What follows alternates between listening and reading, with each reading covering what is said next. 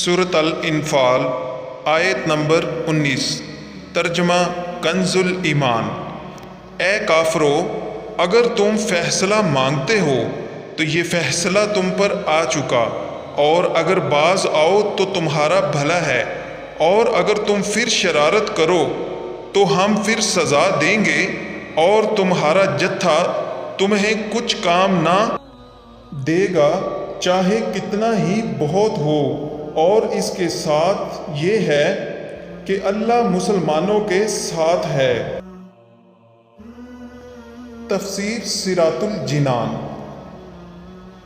اس آیت میں خطاب ان مشرکین سے ہے جنہوں نے بدر میں سرور کائنات صلی اللہ تعالی علیہ وآلہ وسلم سے جنگ کی، اور ان میں سے ابو جہل نے اپنے اور حضور اقدس صلی اللہ تعالی علیہ وآلہ وسلم کے بارے میں یہ دعا کی کہ یا رب، ہم میں جو تیرے نزدیک اچھا ہو اس کی مدد کر، اور جو برا ہو اسے مصیبت میں مبتلا کر۔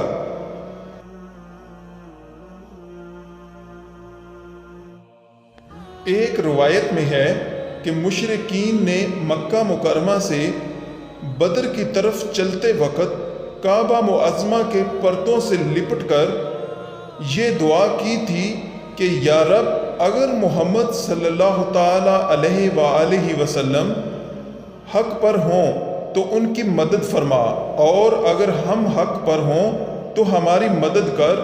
اس پر یہ آیت نازل ہوئی۔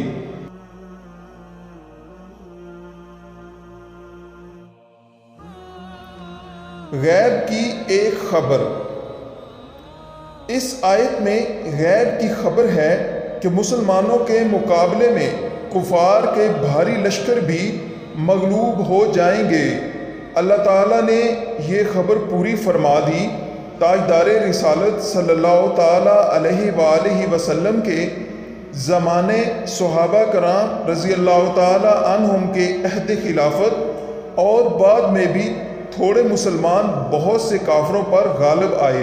مسلمانوں کی جنگی تاریخ کا علم رکھنے والے جانتے ہیں کہ غزوہ موطا میں صرف 30,000 جان نثاران مصطفیٰ کے مقابلے میں روم کے بادشاہ کیسر کی فوج کی تعداد 2 لاکھ تھی، لیکن اللہ عز و جل کے شیروں نے اس جنگ میں پرچم اسلام سرنگنا ہونے دیا۔ جنگ یرموک میں حضرت ابو عبیدہ عامر بن الجراح رضی اللہ تعالی عنہ تقریباً 40,000 کی قلیل فوج کے ساتھ دشمن کے 10,60,000 فوجیوں سے ٹکرائے، اور اللہ عز و جل کی نصرت و حمایت سے کامیاب و کامران ہوئے۔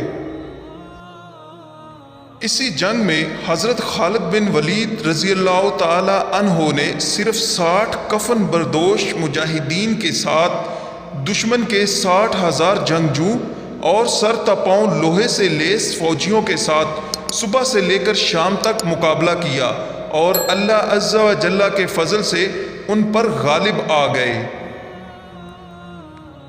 حضرت طارق بن زیاد رضی اللہ تعالی عنہ نے صرف 1700 جان باز مجاہدین کے ساتھ اندلس کا بادشاہ لڈریک کے ساتھ 70,000 شاہ سواروں سے جنگ کی، اور نصرت الہی کے صدقے انہیں کچل کر رکھ دیا۔